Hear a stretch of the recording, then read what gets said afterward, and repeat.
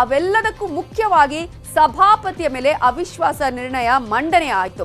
ಅವಿಶ್ವಾಸ ನಿರ್ಣಯ ಮಂಡನೆ ಮಾಡಬೇಕು ಅಂತ ಹೇಳಿ ಪ್ರಯತ್ನಗಳನ್ನ ಮಾಡಿದ್ರು. ಬಟ್ ಅವೆಲ್ಲವೂ ಕೂಡ ಉಲ್ಟಾ ಆಯ್ತು. ಯಾಕಂದ್ರೆ ಸಭಾಪತಿಯನ್ನ ನಾವು ತಂದೇ ತರ್ತೀವಿ ಅನ್ನೋದು ಕಾಂಗ್ರೆಸ್ನ ವಾದವಾದ್ರೆ ಬಿಜೆಪಿಯವರು ಉಪಸಭಾಪತಿಯನ್ನ ಕೂರಿಸಿದ್ರು. ಆ ನಂತರ ಏನಾಯ್ತು? ಗಲಾಟೆ ನಡೆದು ಹೋಯ್ತು, ರಂಪ ರಾಮಾಯಣವೇ ನಡೆದು ಹೋಯ್ತು. ಸಂಪೂರ್ಣವಾಗಿ ಕಲಾಪ ಅನಿರ್ದಿಷ್ಟಾವಧಿಗೆ ಮುಂದೂಡಲ್ಪಟ್ಟಿತ್ತು. ಹಾಗಾದ್ರೆ ಏನಾಯ್ತು ಇವತ್ತು ಅನ್ನೋದ್ರ ಸಂಪೂರ್ಣ ಮಾಹಿತಿ ಇಲ್ಲಿದೆ.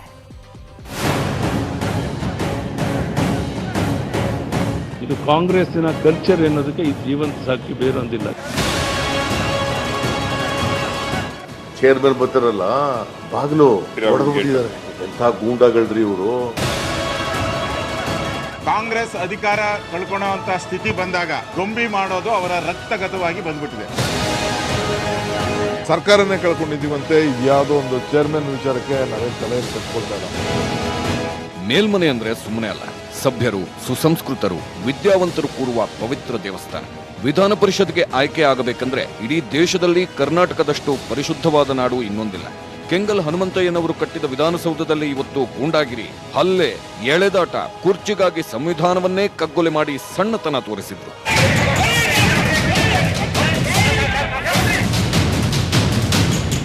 ಗೋಹತ್ಯೆ ಕಾಯ್ದೆ ಅಂಗೀಕಾರಕ್ಕಾಗಿ ಬಿಜೆಪಿ ರೆಬೆಲ್, ಸಭಾಪತಿ ಕುರ್ಚಿಗಾಗಿ ಕಾಂಗ್ರೆಸ್ ಕೆಂಡಾಮಂಡಲ. ಇಬ್ಬರ ಜಗಳ ನೋಡ್ತಾ ಜೆಡಿಎಸ್ ಫುಲ್ ಖುಷ್. ವಿಧಾನಸಭೆಯಲ್ಲಿ ಬಿಜೆಪಿಯ ಕನಸಿನ ಗೋಹತ್ಯೆ ನಿಷೇಧ ಮಸೂದೆಗೆ ಅಂಗೀಕಾರ ಸಿಕ್ಕಿತ್ತು. ಆದರೆ ಪರಿಷತ್ನಲ್ಲಿ ಕಾಂಗ್ರೆಸ್ ಜೆಡಿಎಸ್ ಮೈತ್ರಿಯ ಸಭಾಪತಿಯಾಗಿ ಪ್ರತಾಪ್ ಚಂದ್ರ ಶೆಟ್ಟಿ ಇದ್ರು. ಪ್ರತಾಪ್ ಚಂದ್ರರನ್ನ ಕೆಳಗಿಳಿಸಿ ಜೆಡಿಎಸ್ನವರ ಬೆಂಬಲದ ಜೊತೆ ಬಿಜೆಪಿ ಸಭಾಪತಿ ನೇಮಿಸಿ ಗೋಹತ್ಯೆ ನಿಷೇಧ ಕಾಯ್ದೆ ಜಾರಿ ಮಾಡಬೇಕು, ಇದೊಂದೇ ಉದ್ದೇಶ ಬಿಜೆಪಿಗೆ ಇದ್ದಿತ್ತು. ಆದರೆ ಗೋಹತ್ಯೆ ಮಸೂದೆಗೆ ಅಂಗೀಕಾರ ಕೊಡಬಾರದು ಅನ್ನೋದಷ್ಟೇ ಕಾಂಗ್ರೆಸ್ ಅಜೆಂಡಾ ಆಗಿತ್ತು. ಇವರಿಬ್ಬರ ಜಗಳದಲ್ಲಿ ಮರ್ಯಾದೆ ಹೋಗಿತ್ತು ವಿಧಾನ ಪರಿಷತ್ ಮತ್ತು ರಾಜ್ಯದ ಮಾನ. ದೃಶ್ಯ 1, ಬೆಳಿಗ್ಗೆ 11:15ಕ್ಕೆ ಉಪಸಭಾಪತಿ ಧರ್ಮೇಗೌಡ ಸಭಾಪತಿ ಸ್ಥಾನಕ್ಕೆ ಬಂದು ಕೂತರು. ದೃಶ್ಯ 2, ಸಭಾಪತಿ ಸ್ಥಾನಕ್ಕೆ ಉಪಸಭಾಪತಿ ಬಂದು ಕೂತಿದ್ದಕ್ಕೆ ಕಾಂಗ್ರೆಸ್ನವರು ಆಕ್ಷೇಪ ಎತ್ತಿದ್ರು. ದೃಶ್ಯ 3, ಆಕ್ಷೇಪ ಎತ್ತಿದ್ದಷ್ಟೇ ಅಲ್ಲ, ಉಪಸಭಾಪತಿ ಪೀಠಕ್ಕೆ ಬಂದು ಕಾಂಗ್ರೆಸ್ ಮುತ್ತಿಗೆ ಹಾಕಿತ್ತು. ದೃಶ್ಯ 4, ಉಪಸಭಾಪತಿಯವರನ್ನ ಕಾಂಗ್ರೆಸ್ನವರು ಮುತ್ತಿಗೆ ಹಾಕ್ತಿದ್ರೆ ಇನ್ನೊಂದು ಕಡೆ ಸಭಾಪತಿ ಬರುವ ಪರಿಷತ್ ಬಾಗಿಲನ್ನೇ ಬಿಜೆಪಿಯವರು ಬಂದ್ ಮಾಡಿದ್ರು, ಬೀಗ ಹಾಕಿಸಿದ್ರು. ದೃಶ್ಯ 5, ಬಿಜೆಪಿಯವರು ಬಾಗಿಲು ಬಂದ್ ಮಾಡಿದ್ದಕ್ಕೆ ಕಾಂಗ್ರೆಸ್ ಎಂಎಲ್ಸಿ ನಸೀರ್ ಅಹಮದ್ ಬಾಗಿಲನ್ನೇ ಒದ್ರು, ಬೀಗ ಒಡೆಯೋಕೆ ಮುಂದಾದ್ರು. ದೃಶ್ಯ 6, ಸಭಾಪತಿಯನ್ನೇ ತಡೆದಿದ್ದಕ್ಕೆ ಕಾಂಗ್ರೆಸ್ನವರು ರೊಚ್ಚಿಗೆದ್ರು, ಉಪಸಭಾಪತಿಯನ್ನ ಕುರ್ಚಿಯಿಂದ ಎಳೆದು ಹಾಕಿದ್ರು. ದೃಶ್ಯ 7, ಬಿಜೆಪಿ ಜೊತೆ ಕೈ ಜೋಡಿಸಿದ್ದ ಜೆಡಿಎಸ್ನವರು ಕಾಂಗ್ರೆಸ್ ವಿರುದ್ಧ ಮುಗಿಬಿದ್ರು. ಸದನದಲ್ಲಿ ದೊಡ್ಡ ಫೈಟ್ ನಡೆದು ಹೋಯಿತು. ದೃಶ್ಯ 8, ಸಭಾಪತಿ ಸ್ಥಾನಕ್ಕೆ ಬಿಜೆಪಿಯವರು ಕೂರದಂತೆ ಕಾಂಗ್ರೆಸ್ನ ಚಂದ್ರಶೇಖರ್ ಬಂದು ಕೂತರು. ದೃಶ್ಯ 9, ಬಿಜೆಪಿ ಮತ್ತು ಜೆಡಿಎಸ್ ಸದಸ್ಯರು ತಿಪ್ಪರ್ಲಾಗ ಹಾಕಿದ್ರು, ಕುರ್ಚಿ ಬಿಟ್ಟು ಏಳಲಿಲ್ಲ. ದೃಶ್ಯ 10, ಪರಿಷತ್ ಸಭೆ ಒಳಗೆ ಪೇಪರ್ ಎಸೆದ್ರು, ಕೊರೋನಾ ಮುನ್ನೆಚ್ಚರಿಕೆಗೆ ಹಾಕಿದ್ದ ಗಾಜನ್ನೆಲ್ಲ ಕಿದ್ರು. ದೃಶ್ಯ 11, ಬುದ್ಧಿವಂತರು ಪ್ರಜ್ಞಾವಂತರ ಕಲಾಪದಲ್ಲಿ ಕೈ ಮಿಲಾಯಿಸ್ತಿದ್ರೆ ಮಾರ್ಷಲ್ಗಳಿಗೆ ದಿಕ್ಕೇ ತೋಚಲಿಲ್ಲ. ಕೊನೆಗೆ ಗಲಾಟೆ ನಿಯಂತ್ರಿಸೋಕೆ ಹರಸಾಹಸಪಟ್ರು. ದೃಶ್ಯ 12, ಸಭಾಪತಿ ಪೀಠಕ್ಕೆ ಬಿಜೆಪಿಯವರು ಬರದಂತೆ ಕಾಂಗ್ರೆಸ್ ಸದಸ್ಯರು ಸುತ್ತುವರೆದ್ರು. ದೃಶ್ಯ 13, ಗಲಾಟೆ ಮಧ್ಯೆ ಸಭಾಪತಿ ಪ್ರತಾಪ್ ಚಂದ್ರ ಶೆಟ್ಟಿ ಸದನ ಪ್ರವೇಶ ಮಾಡಿದ್ರು. ಆದರೆ ಜೆಡಿಎಸ್ ಬಿಜೆಪಿಯವರು ಒಟ್ಟಾಗಿ ಸಭಾಪತಿಯನ್ನ ಕುರ್ಚಿಯಲ್ಲಿ ಕೂರೋಕೆ ಬಿಡಲಿಲ್ಲ. ಹೀಗೆ ವಿಧಾನ ಪರಿಷತ್ ಕಲಾಪದ ಮಾನ, ಮರ್ಯಾದೆ, ಘನತೆಯನ್ನ ಮೂರೂ ಪಕ್ಷದವರು ಸೇರಿ 3 ಕಾಸಿಗೆ ಹರಾಜು ಹಾಕಿದ್ರು. ಇದಾದ ಮೇಲೆ ಬಿಜೆಪಿ ಸದಸ್ಯರು ರಾಜ್ಯಪಾಲರಿಗೆ ದೂರು ಕೊಟ್ಟು ಕಲಾಪ ನಡೆಸೋಕೆ ಅನುಮತಿ ಕೇಳಿದ್ರು. ಆಮೇಲೆ ಸಿಎಂ ಯಡಿಯೂರಪ್ಪರಿಗೂ ವರದಿ ಒಪ್ಪಿಸಿದ್ರು. ಇದರ ಮಧ್ಯೆ ಸಿದ್ದರಾಮಯ್ಯ ಪರಿಷತ್ ಗಲಾಟೆ ಬಗ್ಗೆ ಕಾಂಗ್ರೆಸ್ ಸದಸ್ಯರ ಜೊತೆ ಸಭೆ ಮಾಡಿದ್ರು. ಆಮೇಲೆ ಅವ್ರ ಮೇಲೆ ಇವರು, ಇವ್ರ ಮೇಲೆ ಅವರು ಗೂಬೆ ಕೂರಿಸೋ ಕೆಲಸವನ್ನ ಮಾಡಲು ಮರೆಯಲಿಲ್ಲ. ಬಿಜೆಪಿಯವರು ಎಂಥ ಗೂಂಡಾಗಳ್ರಿ ಇವರು. ಇದನ್ನ ಯಾವ ಪ್ರಜಾಪ್ರಭುತ್ವ ಅಂತ ಕರಿಬೇಕಾ? ಇದು ಗೂಂಡಾಗಿರಿ ಅಂತ ಕರೆಯೋದು ಇದಕ್ಕೆ. ಇದು ಕಾಂಗ್ರೆಸ್ಸಿನ ಕಲ್ಚರ್ ಎನ್ನೋದಕ್ಕೆ ಇದಕ್ಕಿಂತ ಬೇರೆ ಜೀವಂತ ಸಾಕ್ಷಿ ಬೇರೊಂದಿಲ್ಲ. ಸರ್ಕಾರನೇ ಕಳ್ಕೊಂಡಿದ್ದೀವಂತೆ. ಯಾವುದೋ ಒಂದು ಚೇರ್ಮನ್ ವಿಚಾರಕ್ಕೆ ನಾವೇನು ತಲೆ ಕಟ್ಕೊಳ್ತಾ ಇಲ್ಲ. ನಾವು ಸಭಾಪತಿ ಸ್ಥಾನಕ್ಕೆ ಅವ್ರು ರಾಜೀನಾಮೆ ಕೊಡಿಸಿದ್ದೀವಿ ಅಂತ ಗೌರವದಿಂದ ಹೇಳಬೇಕಾಗಿತ್ತು. ಅದು ಬಿಟ್ಟು ಇವತ್ತು ಗೂಂಡಾಗಿರಿ ಮಾಡೋದಂಥ ವ್ಯವಸ್ಥೆ ವಿಧಾನ ಪರಿಷತ್ ಇತಿಹಾಸದಲ್ಲೇ ಪ್ರಜಾಪ್ರಭುತ್ವಕ್ಕೆ ಕಳಂಕ ಅನ್ನೋಂಥ ಮಾತನ್ನು ಹೇಳ್ತಾ ಇದ್ದೀನಿ. ಪೀಠದ ಘನತೆ ಗೌರವ ಉಳಿಸ್ಲಿಕ್ಕೆ ಅನ್ಅಥರೈಸ್ಲಿಕ್ಕೆ ಅಂತ ಒಬ್ಬ ವ್ಯಕ್ತಿಯನ್ನು ಕೆಳಗಿಳಿಸಿದ್ದಾರೆ. ಅವರು ಕಾನೂನಿನಲ್ಲಿ ಸಭಾಪತಿಗೆ ಅಲ್ಲ ಅನ್ನುವಂಥದ್ದು ನಮ್ಮಿಬ್ಬರು ನಿರ್ಣಯ ಆಗಿತ್ತು. ಸರ್ಕಾರ ನಿರ್ದೇಶನದಂತೆ ಸಭೆಯನ್ನು ನಡೆಸಿ ಉಪಸಭಾಪತಿಯವರು ಕೂತ್ಕೊಂಡ್ರು. ಮೂರು ಪಕ್ಷದ ನಾಯಕರ ಕಚ್ಚಾಟ ಕಿರುಚಾಟಗಳಲ್ಲಿ ಇದು ಸ್ಯಾಂಪಲ್ ಅಷ್ಟೇ. ಹೇಳ್ತಾ ಹೋದ್ರೆ ಒಬ್ಬೊಬ್ಬರ ನಾಲಿಗೆಯಲ್ಲೂ ರಾಕ್ಷಸ ಪದಗಳು ತಾಂಡವಾಡಿವೆ. ಅದೇನೇ ಇರಲಿ, ಕಾನೂನಿಗೆ, ಸಂವಿಧಾನಕ್ಕೆ, ಪರಿಷತ್ ಸ್ಥಾನಕ್ಕೆ ಬೆಲೆ ಕೊಡದೆ ಮೂರು ಪಕ್ಷದ ನಾಯಕರು ಇವತ್ತು ರಾಜ್ಯದ ಮರ್ಯಾದೆಯನ್ನ ಮೂರ ಬಟ್ಟೆ ಹರಾಜಾಕಿದ್ದಾರೆ. ಇದನ್ನೆಲ್ಲ ನೋಡಿದ ಪ್ರಜ್ಞಾವಂತ ಜನ ಛೀ ಥೂ ಅಂತ ಬೈದು ಸುಮ್ಮನಾಗ್ತಿದ್ದಾರೆ. Bureau report, news 18 Kannada. ವಿಧಾನ ಪರಿಷತ್ತಲ್ಲಿ ಇವತ್ತಂತೂ ನಡೆಯಬಾರದ ಘಟನೆ ನಡೆದು ಹೋಗಿದೆ. ಯಾವತ್ತು ನಡೆಯದಂತಹ ಘಟನೆ ಇವತ್ತು ನಡೆದಿದ್ದಾದ್ರೂ ಯಾಕೆ? ಈ ಗಲಾಟೆ ಆಗಿದ್ದೇ ಶಿಷ್ಟಾಚಾರ ಉಲ್ಲಂಘನೆ ಆಗಿದೆ ಅನ್ನೋ ಕಾರಣಕ್ಕೆ. ಪರಿಷತ್ತು ನಡೆಸೋ ಕಾರ್ಯಸೂಚಿಗಳೇ ಗಾಳಿಯಲ್ಲಿ ತೇಲಿ ಹೋದವು. ಹಾಗಿದ್ರೆ ಸಭಾಪತಿ ಹಕ್ಕು ಎಷ್ಟು ಶಕ್ತಿಶಾಲಿ? ಉಪಸಭಾಪತಿ ಹಕ್ಕು ಎಷ್ಟು? ಕಾನೂನು ಏನ್ ಹೇಳುತ್ತೆ? ಆ ಎಲ್ಲ ಅಂಶವನ್ನ ನಿಮ್ಮ ಮುಂದೆ ಇಡ್ತೀವಿ. ಸರಿ ತಪ್ಪನ್ನ ನೀವೇ ನಿರ್ಧರಿಸಿ.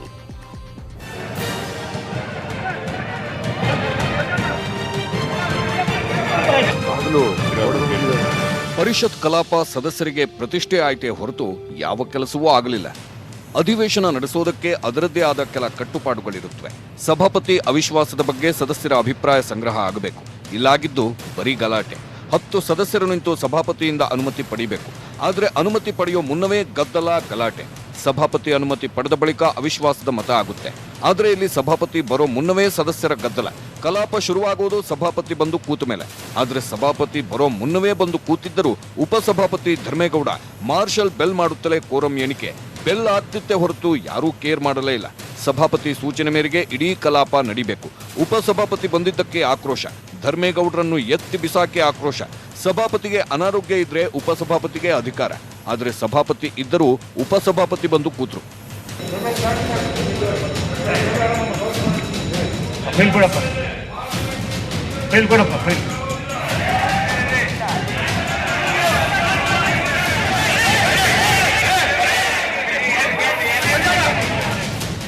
ಇದೆಲ್ಲವನ್ನು ನೋಡೇ ಇಲ್ಲಿ ಕಾನೂನು ಪಾಲನೆ ಆಗಿಲ್ಲ ಅಂತಾರೆ ಸಿದ್ದರಾಮಯ್ಯ. ಎಂಥ ಗೂಂಡಾಗಳ್ರಿ ಇವರು.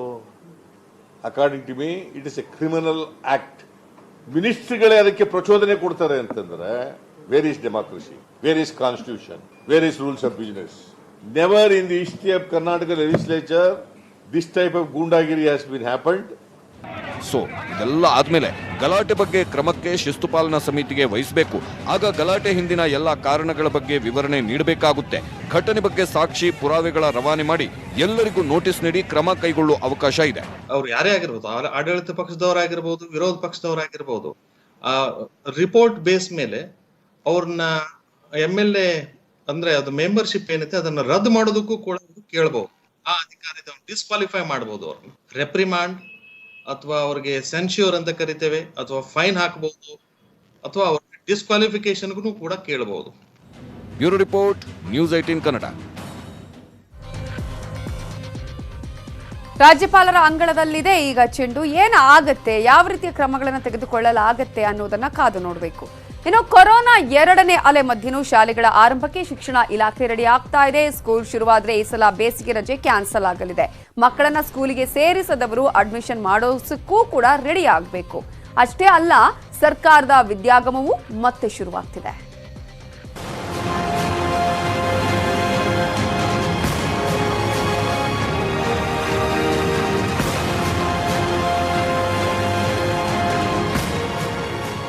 ಕೊರೋನಾ ಲಸಿಕೆ ಜನವರಿಯಿಂದ ದೇಶದಲ್ಲಿ ಲಭ್ಯವಾಗುವುದು ಹೆಚ್ಚು ಕಮ್ಮಿ ಫಿಕ್ಸ್. ಹೀಗಾಗಿನೇ ಕ್ಲೋಸ್ ಆಗಿರೋ ಶಾಲಾ ಕಾಲೇಜುಗಳನ್ನ ಮತ್ತೆ ಆರಂಭಿಸೋಕೆ ಸರ್ಕಾರ ಮತ್ತು ಶಿಕ್ಷಣ ಇಲಾಖೆ ರೆಡಿ ಮಾಡಿಕೊಳ್ತಿದೆ. ಜನವರಿಯಲ್ಲಿ ಮೊದಲ ಹಂತದ ಶಾಲೆ ಆರಂಭ ಮಾಡಲು ಸಿದ್ಧತೆ ನಡೀತಾ ಇದೆ. ಮೊದಲ ಹಂತದಲ್ಲಿ 10ರಿಂದ 12ನೇ ತರಗತಿಗಳು ಮಾತ್ರ ಶುರುವಾಗಲಿದೆ. ಸಲಹಾ ಸಮಿತಿ ಒಪ್ಪಿದ್ರೆ 1ರಿಂದ 9ನೇ ತರಗತಿ, ಇಲ್ಲ ಅಂದ್ರೆ ಇಲ್ಲ. ಇನ್ನು 10 ತಿಂಗಳಿನಿಂದ ಶಾಲಾ ಕಾಲೇಜು ನಡೆದಿಲ್ಲ. ಹೀಗಾಗಿ ಏಪ್ರಿಲ್ ಮೇನಲ್ಲಿ ಕೊಡುವ ಬೇಸಿಗೆ ರಜೆ ರದ್ದು ಮಾಡಲು ಸರ್ಕಾರ ಚಿಂತನೆ ಮಾಡ್ತಿದೆ. ಸಿಎಂ ಜೊತೆ ಚರ್ಚಿಸಿ ಶೀಘ್ರದಲ್ಲೇ ದಿನಾಂಕ ಪ್ರಕಟಿಸಲಿದ್ದು, ಶಾಲೆಗೆ ಸೇರಿಸದಿರುವ ಮಕ್ಕಳನ್ನ ಮತ್ತೆ ಸೇರಿಸಿ ಅಂತ ಶಿಕ್ಷಣ ಸಚಿವರು ಮನವಿ ಮಾಡಿದ್ದಾರೆ. ಖಾಸಗಿ ಶಾಲಾ ಕಾಲೇಜುಗಳಿಗೆ ಪೋಷಕರು ಇಚ್ಛೆ ಪಟ್ಟರೆ ಮತ್ತೆ ಅಡ್ಮಿಷನ್ ಮಾಡಬಹುದು. ಒಂದು ವೇಳೆ ಕೊರೋನಾದಿಂದ ಆರ್ಥಿಕ ಸಂಕಷ್ಟದಲ್ಲಿದ್ದು ಖಾಸಗಿ ಶಾಲೆಗಳಿಗೆ ಸೇರಿಸಲು ಆಗದಿದ್ದರೆ ಸರ್ಕಾರಿ ಶಾಲೆಗೆ ಸೇರಿಸಬಹುದು. ಅದಕ್ಕಂತಾನೇ ಸರ್ಕಾರ ಸ್ಥಗಿತವಾಗಿದ್ದ ವಿದ್ಯಾಗಮ ಯೋಜನೆಗೆ ಮತ್ತೆ ಹೊಸ ರೂಪ ಕೊಟ್ಟು ಚಾಲನೆ ಕೊಟ್ಟಿದೆ. ಹೈಕೋರ್ಟ್ ಸಲಹೆ ಸೂಚನೆಯಂತೆ ವಿದ್ಯಾಗಮ ಆರಂಭವಾಗಲಿದೆ. ಬಾಲ್ಯ ವಿವಾಹ, ಬಾಲ್ಯ ಕಾರ್ಮಿಕ ಹೆಚ್ಚಳ ನಿಲ್ಲಿಸುವ ಉದ್ದೇಶದಿಂದ ಸರ್ಕಾರ ವಿದ್ಯಾಗಮವನ್ನ ಶುರು ಮಾಡ್ತಾ ಇದೆ. ಸರ್ಕಾರಿ, ಅನುದಾನಿತ, ಅನುದಾನ ರಹಿತ ಶಾಲೆಗಳಲ್ಲಿ ವಿದ್ಯಾಗಮ ಯೋಜನೆ ಲಾಭ ಸಿಗಲಿದೆ. ಆನ್ಲೈನ್ ಚಂದನ ವಾಹಿನಿ ತರಗತಿಗಳು ಯಥಾಸ್ಥಿತಿ ಇರುತ್ತೆ. ಆಯಾ ಪ್ರದೇಶದಲ್ಲಿ 15ರಿಂದ 20 ವಿದ್ಯಾರ್ಥಿಗಳ ಟೀಮ್ ರಚನೆಯಾಗಲಿದೆ. ಪ್ರತಿದಿನ 3 ವಿಷಯಗಳಿಗೆ ತಲಾ 45 ನಿಮಿಷದಂತೆ ಪಾಠ ನಡೆಯಲಿದೆ. ಪ್ರತಿದಿನ 7-8 ತಂಡಗಳಲ್ಲಿ ಮಕ್ಕಳು ಬರಲು ಸೂಚನೆ ನೀಡಲು ಸರ್ಕಾರ ಅಧಿಕಾರಿಗಳಿಗೆ ಸೂಚಿಸಿದೆ. ಶಾಲಾ ಆವರಣಕ್ಕೆ ಬಂದು ಕಲಿಯುವ ಯೋಜನೆಗೆ ಪೋಷಕರ ಅನುಮತಿ ಪತ್ರ ಕಡ್ಡಾಯ. ಜ್ವರ, ಕೆಮ್ಮು, ನೆಗಡಿ ಇರುವ ಮಕ್ಕಳು ಬರುವಂತಿಲ್ಲ. ಅರ್ಧ ದಿನ ಮಕ್ಕಳು ಮಾಸ್ಕ್ ಧರಿಸಿ ಬರಬೇಕು. ಪ್ರತಿ ಶಾಲೆಯಲ್ಲೂ ಥರ್ಮಲ್ ಸ್ಕ್ಯಾನರ್, ಸಾಮಾಜಿಕ ಅಂತರ ಕಡ್ಡಾಯ. ಸ್ಯಾನಿಟೈಸ್, ಸೋಪ್ ಸ್ವಚ್ಛತೆಗೆ ಹೆಚ್ಚು ವ್ಯವಸ್ಥೆಗೆ ಸರ್ಕಾರ ಹೆಚ್ಚು ಒತ್ತು ನೀಡುತ್ತಿದೆ. ಮಕ್ಕಳೇ ಕುಡಿಯಲು ಶುದ್ಧ ನೀರು ತರಬೇಕು. ಆಯಾ ಜಿಲ್ಲೆಯ ಜಿಲ್ಲಾ ಪಂಚಾಯತ್ ಮುಖ್ಯ ಕಾರ್ಯನಿರ್ವಹಣಾಧಿಕಾರಿಗಳೇ ಜವಾಬ್ದಾರಿ ಹೊರಬೇಕು. ಶೀಘ್ರದಲ್ಲೇ ವಿದ್ಯಾಗಮ ಆರಂಭದ ದಿನಾಂಕ ಪ್ರಕಟವಾಗಲಿದೆ. ಜನಮೆಚ್ಚುಗೆ ವಿದ್ಯಾಗಮ ಶಿಕ್ಷಣ ಮಕ್ಕಳಿಗೆ ಅನುಕೂಲ ಆಗಲಿದೆ. ಖಾಸಗಿ ಶಾಲೆ ಮಕ್ಕಳು ಬೆಂಗಳೂರು ಸೇರಿದಂತೆ ಯಾವುದೇ ರಾಜ್ಯದ ಜಿಲ್ಲೆ, ತಾಲೂಕು, ಹಳ್ಳಿಗಳ ಮಕ್ಕಳು ವಿದ್ಯಾಗಮದ ಲಾಭ ಪಡೆಯಬಹುದು. Soumya Kalasa, metro bureau, news 18 Kannada. Gujarat ಪ್ರವಾಸದಲ್ಲಿರುವ ನರೇಂದ್ರ ಮೋದಿ ಪ್ರತಿಪಕ್ಷಗಳಿಗೆ ಚಾಟಿನ ಕಚ್ ಭಾಗದಲ್ಲಿ ಹಲವು ಅಭಿವೃದ್ಧಿ ಯೋಜನೆಗಳಿಗೆ ಶಂಕುಸ್ಥಾಪನೆ ನೆರವೇರಿಸಿದರು. ಇದೇ ವೇಳೆ ಪ್ರಧಾನಿ ಕಾಂಗ್ರೆಸ್ ಸೇರಿದಂತೆ ಪ್ರತಿಪಕ್ಷಗಳನ್ನ ತರಾಟೆಗೆ ತಗೊಂಡ್ರು. ಕೃಷಿ ಮಸೂದೆ ಕಾಯ್ದೆ ರೈತ ಸಂಘಟನೆಗಳು ಪ್ರತಿಪಕ್ಷಗಳೇ ಬಯಸಿದ್ದು ಅದನ್ನ ನಾವು ಜಾರಿಗೆ ತಂದಿದ್ದೀವಿ. ರೈತರ ಕಲ್ಯಾಣಕ್ಕೆ ನಾವು ಸದಾ ಬದ್ಧ. ಆದ್ರೆ ವಿರೋಧ ಪಕ್ಷಗಳಲ್ಲಿ ಕುಳಿತಾ ಇರುವವರು ರೈತರ ಹಾದಿ ತಪ್ಪಿಸ್ತಾ ಇರುವವರು ಈಗ ರೈತರ ಹಾದಿಯನ್ನ ಅವರು ತಪ್ಪಿಸ್ತಿದ್ದಾರೆ, ಪಿತೂರಿ ಮಾಡ್ತಿದ್ದಾರೆ ಅಂತ ಕಿವಿ ಹಿಂಡಿದ್ರು. शक्ति का स्रोत बनेगी. दिल्ली के आसपास किसानों को भ्रमित करने की बड़ी साजिश चल रही है. उन्हें डराया जा रहा है कि नए कृषि सुधारों के बाद किसानों की जमीन पर दूसरे कब्जा कर लेंगे. बरसों से की जा रही थी. अनेक किसान संगठन भी पहले ही मांग करते थे. आज जब देश ने यह ऐतिहासिक कदम उठा लिया तो यही लोग किसानों को भ्रमित करने में जुट. दुनिया का सबसे बड़ा हाइब्रिड रिन्यूएबल एनर्जी पार्क. अब आपको अंदाज आता होगा कि कितना विशाल होने वाला है. न्यू एज टेक्नोलॉजी और न्यू एज इकोनॉमी दोनों ही दिशा में बहुत बड़ा कदम उठाया है. खावड़ा में रिन्यूएबल एनर्जी पार्क हो, मांडवी में डिसैलिनेशन प्लांट हो और अंजार में सरहद डेयरी के नए ऑटोमेटिक प्लांट का शिलान्यास, तीनों ही कच्छ की विकास यात्रा में नए आयाम लिखने वाले हैं. और इसका बहुत बड़ा लाभ यहां के मेरे किसान भाइयों बहनों को, पशुपालक भाइयों बहनों को, यहां के सामान्य नागरिकों को और विशेषकर ಸಾರಿಗೆ ನೌಕರರ ಮುಷ್ಕರದಿಂದ ರಾಜ್ಯ ಸರ್ಕಾರದ ಬೊಕ್ಕಸಕ್ಕೆ ಹೊಡೆತ ಬಿದ್ದಿದೆ. ಸಾರಿಗೆ ಇಲಾಖೆಗೆ ಬರೋಬ್ಬರಿ 50 ಕೋಟಿ ಆದಾಯ ನಷ್ಟವಾಗಿದೆ. ಕಳೆದ 4 ದಿನಗಳಿಂದ 4 ನಿಗಮಗಳ ಬಸ್ಗಳ ಓಡಾಟ ಇರಲಿಲ್ಲ. ಕೆಎಸ್ಆರ್ಟಿಸಿ 16 ಕೋಟಿ, ಬಿಎಂಟಿಸಿ 8.4 ಕೋಟಿ, ಎನ್ಇಕೆಆರ್ಟಿಸಿ 15 ಕೋಟಿ, ಎನ್ಡಬ್ಲ್ಯೂಕೆಆರ್ಟಿಸಿ 14 ಕೋಟಿ ಆದಾಯ ನಷ್ಟವಾಗಿದೆ ಅಂತ ಸಾರಿಗೆ ಇಲಾಖೆ ವರದಿ ಕೊಟ್ಟಿದೆ. ಇನ್ನು ಮುಷ್ಕರದ ನಡುವೆ ಸಾರಿಗೆ ಬಸ್ ಓಡಾಟದಿಂದ 3 ಕೋಟಿ ಕಲೆಕ್ಷನ್ ಆಗಿದೆ.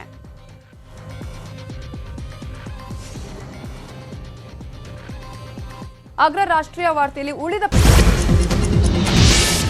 ದೆಹಲಿಯಲ್ಲಿ ನಡೀತಾ ಇರುವ ರೈತರ ಪ್ರತಿಭಟನೆ ಬೆಂಬಲಿಸಿ ನಾಳೆಯಿಂದ ಬೆಂಗಳೂರಲ್ಲೂ ಧರಣಿ.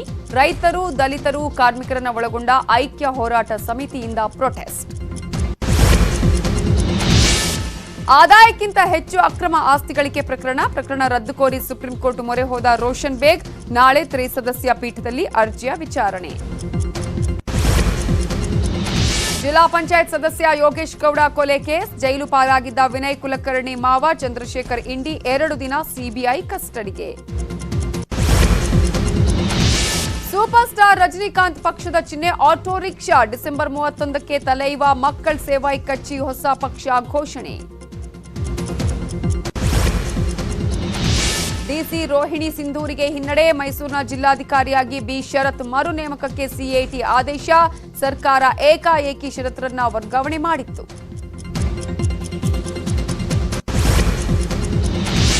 ಹುಡುಗಿ ಮೋಸ ಮಾಡಿದ್ದಾಳೆ ಅಂತ ವಿಷ ಕುಡಿದು ಪಾಗಲ್ ಪ್ರೇಮಿ ಆತ್ಮಹತ್ಯೆ. ಕೋಲಾರದ ಮಾಲೂರಿನ ಹೊರವಲಯದ ನೀಲಗಿರಿ ತೋಪಿನಲ್ಲಿ ಘಟನೆ. ಆತ್ಮಹತ್ಯೆ ಮಾಡಿಕೊಳ್ಳುವ ದೃಶ್ಯ ಸೆರೆ ಹಿಡಿದು ಸಾವಿಗೆ ಶರಣು. ಚಿಕ್ಕಬಳ್ಳಾಪುರದಲ್ಲಿ ಕರ್ನಾಟಕ ಪ್ರಾಥಮಿಕ ಶಾಲಾ ಶಿಕ್ಷಕರ ಸಂಘಕ್ಕೆ ಚುನಾವಣೆ. ಗುಂಪು ಗುಂಪಾಗಿ ಸಾಮಾಜಿಕ ಅಂತರ ಮೆರೆತಿದ್ರು. ಪೊಲೀಸರು ಗರಂ ಆದರೂ ಶಿಕ್ಷಕರು ಸಿಟ್ಟಿಗೆದ್ರು. ಕೊನೆಗೆ ಕೈ ಮಿಲಾಯಿಸುವ ಹಂತಕ್ಕೂ ವಾಗ್ವಾದ ನಡೆಯಿತು.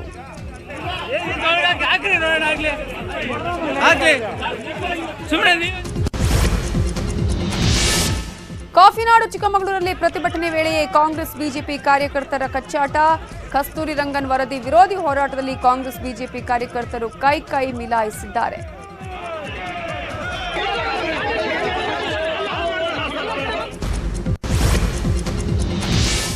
ಇದು ಇವತ್ತಿನ ಅಗ್ರ ರಾಷ್ಟ್ರೀಯ ವಾರ್ತೆ. ಈಗ ಬಿಗ್ ಸ್ಟೋರಿ ಪ್ರಸಾರವಾಗುತ್ತೆ, ತಪ್ಪದೆ ನೋಡ್ತಾ ಇರಿ.